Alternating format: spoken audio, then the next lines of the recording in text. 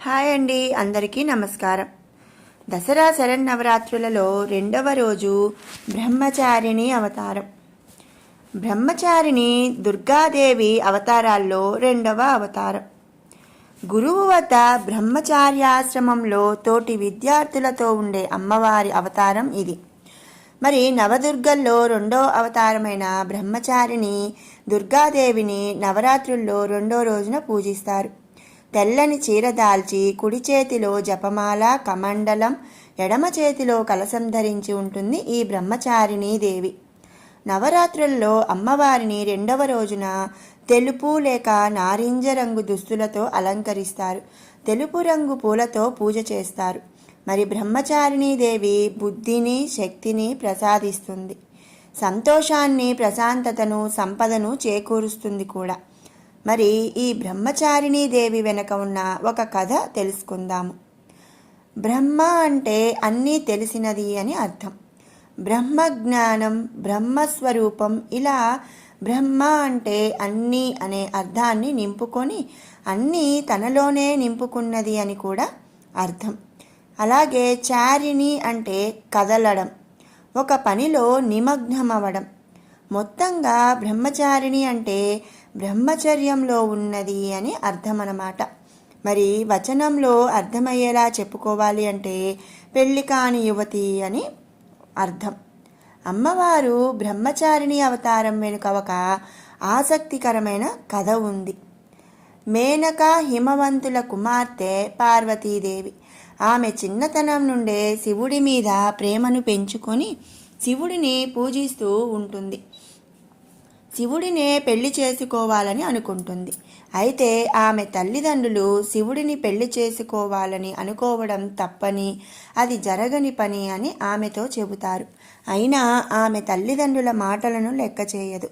పట్టుదలతో శివుని కోసం 5000 సంవత్సరాలు తపస్సు చేసింది. అయినా శివుడి మనసు కరగలేదు. మరోవైపు శివుడు దక్ష ప్రజాపతి కుమార్తె సతీదేవిని పెళ్లి చేసుకున్న తరువాత ఆమె మరణించగానే ఇక శివుడికి భార్య లేదని, శివుడికి ఇల్లాలు అయ్యే అవకాశం లేదని తెలుసుకొని తారకాసురుడనే రాక్షసుడు శివుడికి పుట్టే బిడ్డ చేతిలో తప్ప తనకు ఇతరుల వల్ల చావు అనేది ఉండకూడదు అనే వరం పొందుతాడు. దీనంతటికీ కారణం శివుడు మళ్ళీ పెళ్లి చేసుకోడు అని తెలుసు. అలా ఆ రాక్షసుడు వరం వల్ల తనకు ఇక చావు ఉండదనే అహంకారంతో దేవతలను అందరినీ నానా హింసలు పెట్టేవాడు. దీనంతటికీ కారణం శివుడు మళ్ళీ పెళ్లి చేసుకోడని. అయితే సతీదేవి పార్వతీదేవిగా జన్మెత్తి శివుని కోసం తపస్సు చేస్తుందని ముందే తెలిసిన దేవతలు పార్వతీదేవిపై శివుడికి ప్రేమ కలిగేలా చేయమని మన్మధుణ్ణి కోరుతారు. శివునిపై పూలబాణం వేసి శివుడిలో చలనం తీసుకురావాలని చూసిన మన్మధుడిపై శివుడు ఆగ్రహం అవుతాడు. వెంటనే తన 3వ కంటితో మన్మధుణ్ణి భస్మం చేస్తాడు. అయినా నిరాశ చెందని పార్వతి శివునిలాగానే ఉండేందుకు బ్రహ్మచారిణి అయి తపస్సు చేస్తూ ఉంటుంది. అలా బ్రహ్మచారిణి అవతారంలో ఘోర తపస్సు చేస్తుంది అమ్మవారు. ఆ విధంగా సన్యాసిని అయి తిరుగుతూ తననే తలచుకుంటున్న పార్వతీ మీద ప్రేమను పెంచుకుంటాడు శివుడు. కానీ సతీదేవి తప్ప ఇంకెవరూ తన భార్య కాలేరని భావించి శివుడు తన గురించి తానే పార్వతీదేవికి తప్పుగా చెప్తాడు. తాను దొంగ సన్యాసిని అంటూ తన మీద తనే నింద వేసుకుంటాడు. కానీ పార్వతీదేవి ఆ మాటలకు నమ్మకుండా తన తపస్సును ఇంకా తీవ్రతరం చేస్తుంది. చివరికి శివుని పట్టుదలపై పార్వతి ప్రేమే గెలవటంతో ఆమెను వివాహం చేసుకోవడానికి అంగీకరిస్తాడు. అలా అమ్మవారు బ్రహ్మచారిణీ స్వరూపిణిగా అవతరించి సౌభాగ్యవంతురాలిగా మారుతుంది. ఈరోజు ధ్యానం చేయాల్సిన శ్లోకం: దధానాకర పద్మాభ్యా మక్షమాలాకమండలు దేవి ప్రసీదతు మయి బ్రహ్మచారిణ్యనుత్తమా. మరి దసరా నవరాత్రుల్లోని మరొక అవతారం గాయత్రీదేవి అవతారం. దుర్గా నవరాత్రుల సందడిలో 3వ రోజు ఈ గాయత్రి రూపంలో అమ్మవారు దర్శనమిస్తుంది.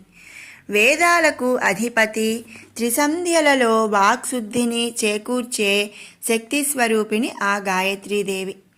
బ్రహ్మదేవుడు సృష్టి కార్యం కోసం సమాధి స్థితిలో ఉండగా అతడి శరీరం సగం స్త్రీ రూపం, సగం పురుష రూపం అయిందని, ఆ స్త్రీ రూపానికే గాయత్రి, సావిత్రి, సరస్వతి అని వ్యవహారమని మత్స్యపురాణం చెబుతుంది. మరి పంచముఖాలలో అగ్ని ఆమెకు ముఖమని, బ్రహ్మ శిరస్సని, విష్ణువు హృదయమని, రుద్రుడు శిఖ అని, శరుతులు గాయత్రీ స్వరూపమని చెబుతారు. అయితే శక్తి స్వరూపమైన గాయత్రీదేవి మంత్రం ఇంకా ఎంతో ప్రసిద్ధి చెందిన వేదమంత్రం. గయాంత్రయతే ఇది గాయత్రి అని మన ఆదిశంకరుల వారు తన భాష్యములో వివరించారు. గయలు అనగా ప్రాణములు, త్రాయతే అనగా రక్షించటం. కనుక ప్రాణములను రక్షించే మంత్రం గాయత్రీ మంత్రం.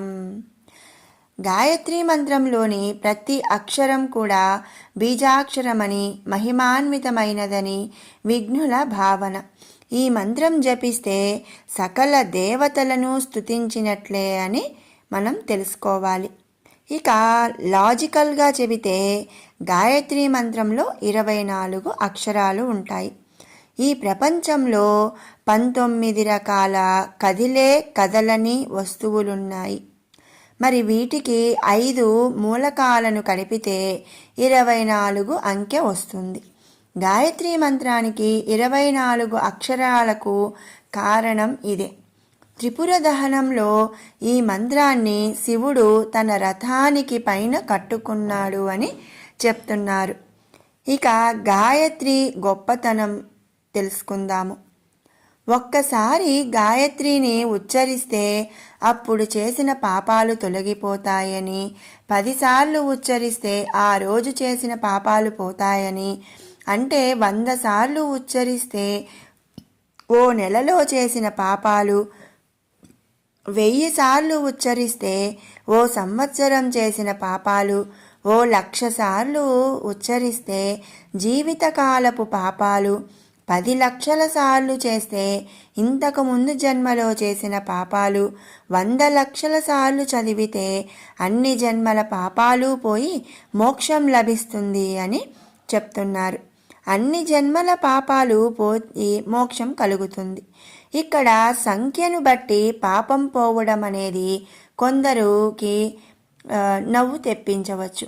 కానీ ఇందులో అర్థం ఏమిటి అంటే, మనిషి తన ఆరోగ్యానికి అప్పటికప్పుడు ఒక మందు బిళ్ళ వేసుకుంటే అప్పటికప్పుడు కాస్త ఉపశమనం లభిస్తుంది. కానీ తరువాత మళ్ళీ ఆ సమస్య అనేది వస్తుంది. మరి కొన్ని రోజులు మందులు వాడి వదిలిపెడితే ఆ వాడినన్ని రోజులు మనిషి బాగానే ఉంటాడు. కానీ మళ్ళీ సమస్య అనేది తిరగబెడుతుంది. అందుకే జబ్బు తగ్గే వరకు కూడా ఆ మందు అనేది అవసరం. అలాంటిదే ఈ గాయత్రీ మంత్రం కూడా అని చెప్పుకోవచ్చు. ప్రతిరోజు ప్రతి ఒక్కరూ ప్రశాంత చిత్తంతో గాయత్రీ మంత్రాన్ని జపిస్తే మనుషుల్లో ఎంతో గొప్ప మార్పు చోటు చేసుకుంటుంది.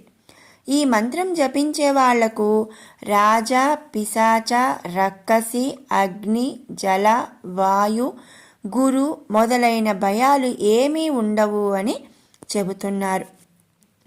ఇంతటి శక్తివంతమైన మంత్రం. ఈ మంత్రానికి అధిదేవత అయిన గాయత్రీదేవి అలంకారంలో ఈ దుర్గా నవరాత్రులలో 3వ రోజు అమ్మవారు దర్శనమిస్తారు. గాయత్రీమాత కరుణాకటాక్షాలకు పాత్రులై మన జీవితాన్ని సుఖమయం చేసుకుందాము. ఓం శ్రీ గాయత్రీదేవ్యై నమః. మీకు ఈ వీడియో నచ్చినట్టయితే లైక్ చేయండి, షేర్ చేయండి. అలాగే మరిన్ని అప్డేట్స్ కోసం మన ఛానల్ని సబ్స్క్రైబ్ చేసుకోండి. Thanks for watching.